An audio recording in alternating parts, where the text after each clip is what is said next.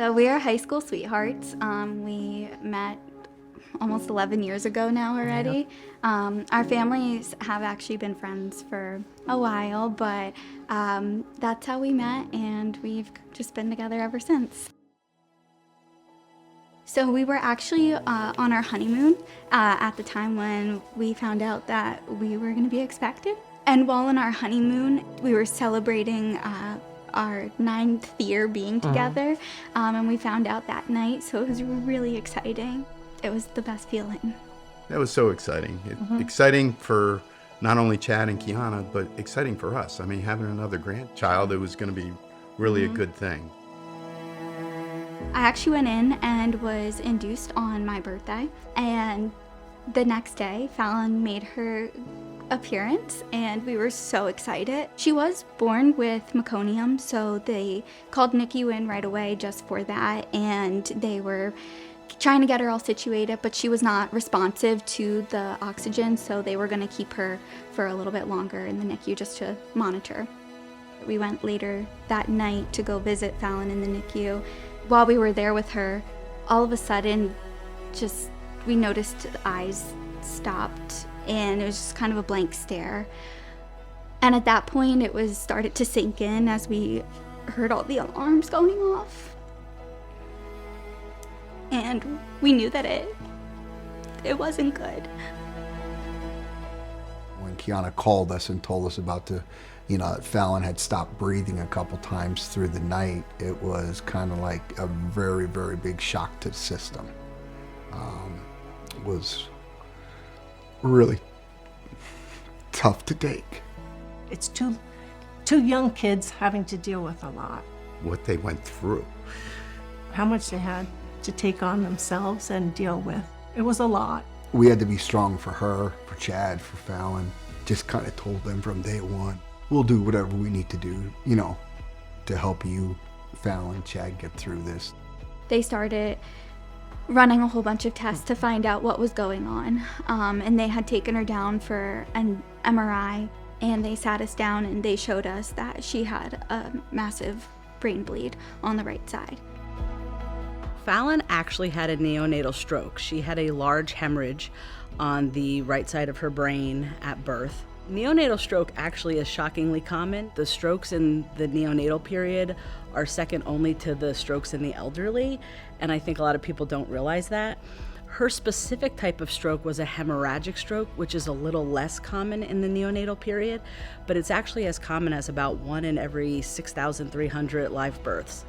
I know in the beginning, when Fallon was leaving the NICU, it was an option whether she could go home or she could go to Good Shepherd. And, Kiana and Chad had spoken with the doctors, and they decided that was the best option. And I'm so glad that they did, because the friends that they made there with the staff, all of the things that they helped Fallon with, they were so attentive. They allowed us to be her parents. It felt like we had the ability to just hold her and sit with her, and she wasn't hooked up to everything anymore. Dr. K had been doing her rounds, and I just knew that it was the right choice after talking to her. She spent time with us and sat there to explain everything that was going to happen, what it would look like. And after going to Good Shepherd, everyone was welcoming us with open arms and helping us with everything. When Fallon came to Good Shepherd, she was requiring a nasogastric tube for her nutrition. She had some issues with irritability, which is very common after a stroke. And she was also having difficulty kind of regulating her state, being awake or asleep or calm, and also some use of arms and legs and things like that.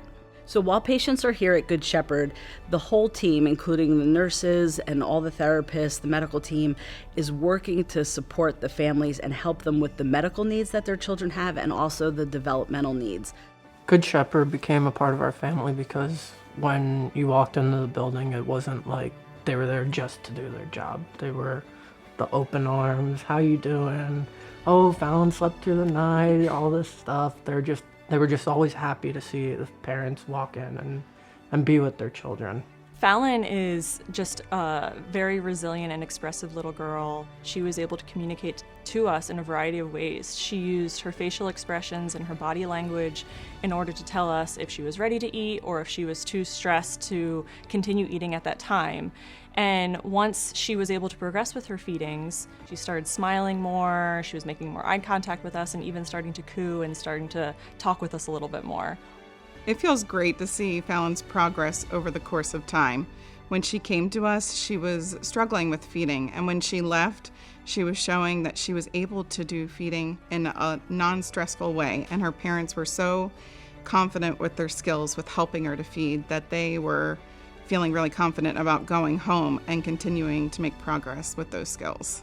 They are the best people in the world, and we're not just saying that. They just built such a bond with Fallon, and they took not only us under their wings to, prepare us when we came home, but also they were the people surrounding our family when they got to meet Fallon for the first time, and they just were so supportive. He even bought her, while in the NICU, a little set of pink boxing gloves that we put by her little bed, and we even moved them to Good Shepherd too, and they were always there, but we called her our fighter, and she absolutely was, and I think we both can easily say she's our hero. Fallon is doing wonderful. We are so proud of her. She went from therapy 3 times a week, and now it's every other week. She's now motoring around, and you can't sit down without her crawling around or going around the kitchen.